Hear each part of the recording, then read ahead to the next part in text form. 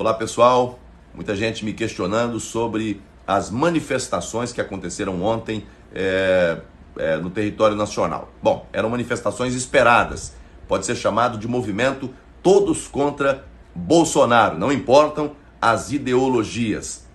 O que vi foram partidos claramente constrangidos de estarem em um movimento tão eclético, né, se auto-justificando, um ato de desespero, a união das forças políticas de oposição com vistas às eleições de 22. Entidades sindicais, partidos, não há engajamento popular, não vi engajamento popular.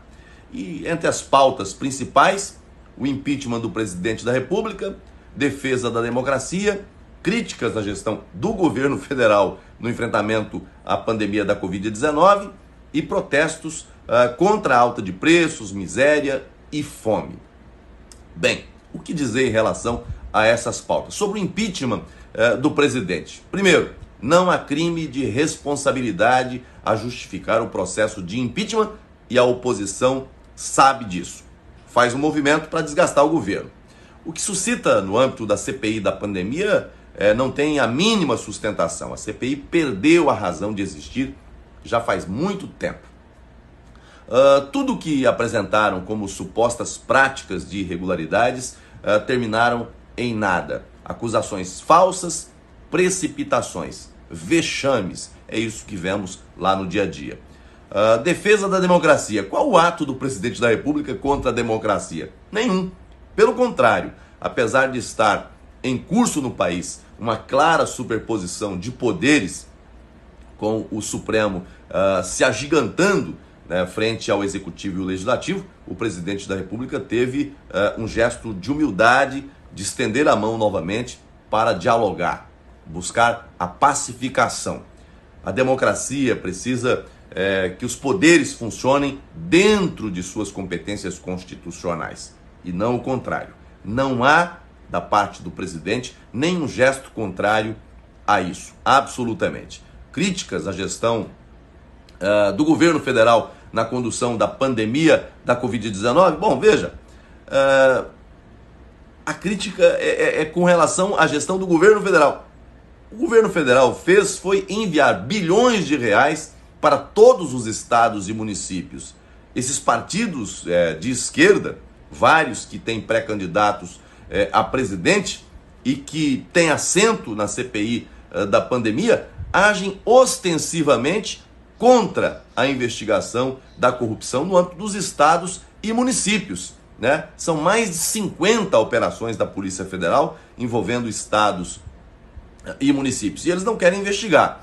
Quanto ao governo federal, o máximo que a CPI conseguiu até agora foi apurar um erro no preenchimento de um invoice, que foi corrigido logo depois, e de um processo que sequer houve compra e pagamento do produto, da vacina. Nenhum centavo de real envolvido nessa transação. E isso a CPI tinha anunciado como o maior escândalo de corrupção do governo do presidente Bolsonaro. Bom, é a oposição que disse.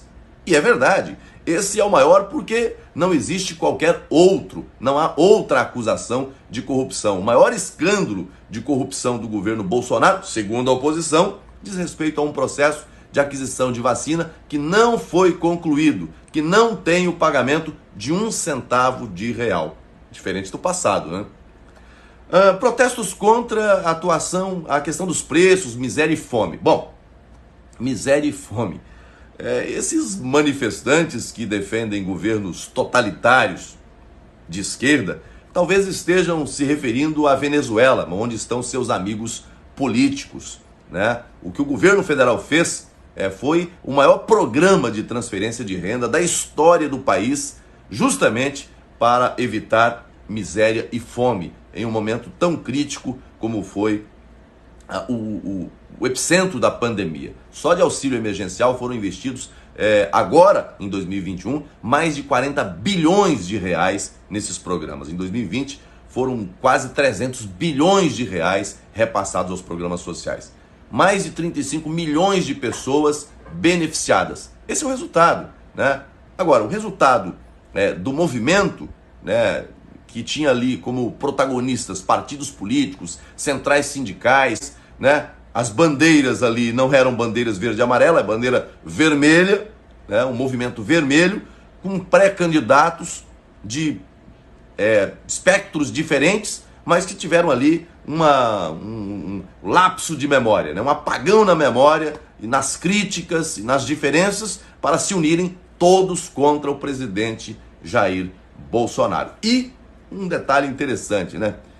A grande mídia falando do movimento, do impacto dele, um movimento sem povo, um movimento de militantes. Não tinha povo ali, tinha militantes. Isso foi visível e com uma participação baixa, né? Mas os grandes veículos de comunicação sequer falavam em números, né? Em quantidade de pessoas na Paulista, em Brasília, nas principais capitais, não se falava. Por quê? Porque o movimento foi um movimento fraco. E, sobretudo, se comparar ao que aconteceu no dia 7 de setembro, aí realmente foi um grande vexame, com o volume de partidos que tinham ali.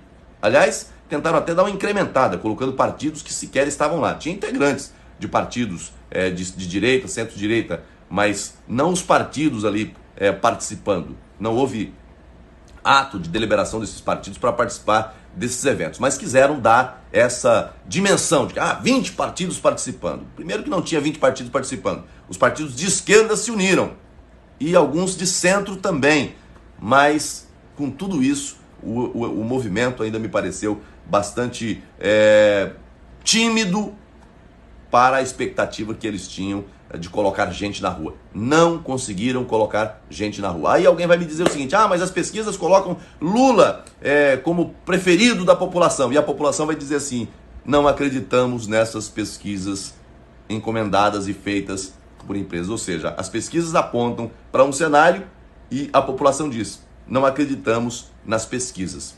É só olhar para as ruas, para o que está acontecendo. O movimento do 7 de setembro, povo na rua, multidão na rua, sem engajamento partidário, né, sem a contratação, né, de transporte, disso ou daquilo, é o povo, pelo povo e para o povo. E agora, esse, com toda a mobilização, me parecendo aí um movimento bastante fraco diante dos personagens que estavam mobilizando. Um abraço a todos, bom domingo.